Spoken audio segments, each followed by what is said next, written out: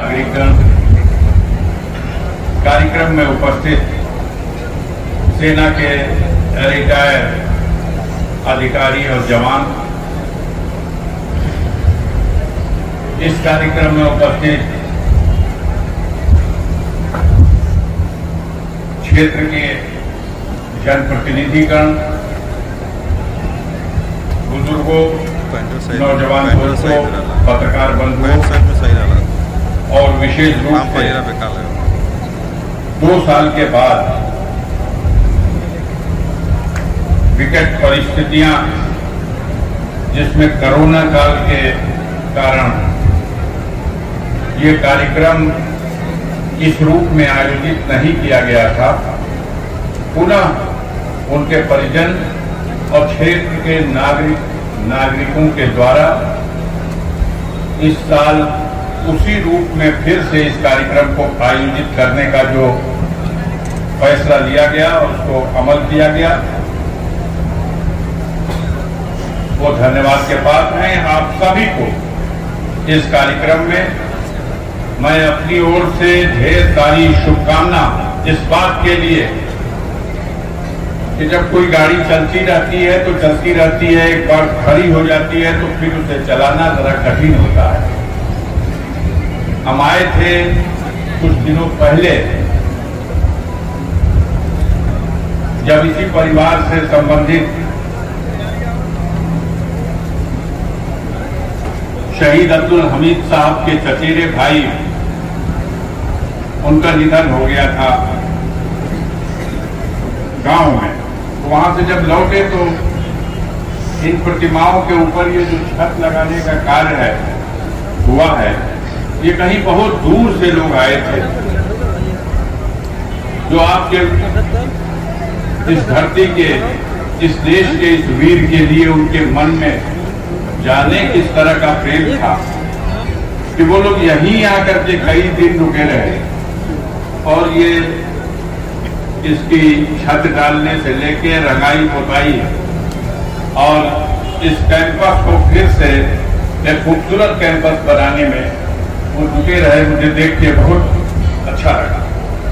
आज इस कार्यक्रम में आने के बाद इसको वही रूप आपने प्रदान करने की कोशिश की, उन सभी लोगों को मैं बहुत धन्यवाद देना चाहता हूं अपनी ओर से कि आपने फिर इस कार्यक्रम को उसी रूप में आयोजित किया। हम परिवार के लोगों के लिए भी आभार प्रकट करते हैं। अब आज का विषय उस परमवीर चक्र विजेता को जिसने एक नामुमकिन कार्य को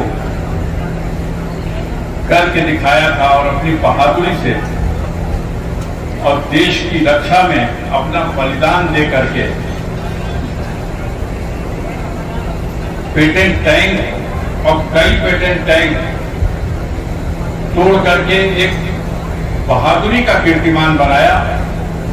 आज तक और आगे आने वाली नस्लों तक इस गांव के, इस क्षेत्र के, इस जनपद के और इस देश के नौजवान उस पर गर्व करते रहेंगे, उसकी बहादुरी पर गर्व करते रहेंगे।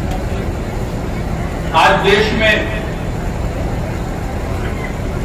75वीं आजादी की वर्षगांठ मनाई जा रही है। पूरा वर्ष मनाया गया। देश को स्वतंत्र हुए इस 75 साल के इस कार्यकाल में देश ने जो तरक्की की, देश की आजादी के लिए जिन लोगों ने बलिदान दिया, जिन्होंने कुर्बानियां दी, उनकी गाथाओं को याद किया गया और इस आजाद भारत की सीमाओं पर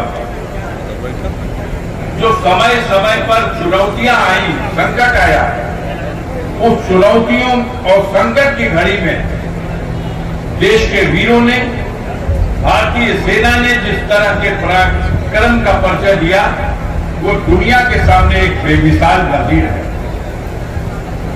स्वतंत्रता के साथ ही साथ 1947 में देश आजाद हुआ, लेकिन एक आजाद भारत सुरक्षित कैसे रहे। इस देश में रहने वाले करोड़ों लोग सब पर थी, लेकिन क्योंकि जनता के बीच से ही हम लोग हैं तो उनके टेढ़े सीधे हर सवाल को झेलना और सुनना पड़ता है। उसको सुना। मैं गाजीपुर का गौरवशाली इतिहास जिसका वर्णन कर रहा था, अपने देश के, अपनी मातृभूमि के प्रति जो जज्बा इस जनपद के लोगों में है और जो इस जनपद का कुछ भूगोल इस तरह का है, जो इनका कद और जो काठी है वो सेना के लिए भी बहुत ही फिट होती है। ये दूसरे क्षेत्रों में बहुत ही कम मिलेगी। हम अनुरोध करना चाहते हैं, ये पॉलिसी मैटर नहीं है, लेकिन आगे जब कभी भी अवसर मिले, क्योंकि एक ऐसा जनपद रहा है जहां के वीरों की कुर्बानियों का एक बड़ा इतिहास है, तो इसको दृष्टि में रखते हुए जिस तरह पहले हर साल और 2 साल के बाद सेना में भर्ती किए जाने की एक परंपरा थी, यहाँ स्पेशल कैंप लगाया जाता था। हालांकि बनारस में ही सेना का कैंप है, लेकिन गाजीपुर में स्पेशली कैंप लगता था। कई सालों से बंद पड़ा है। हमारे नौजवानों में बड़ी मायूसी है।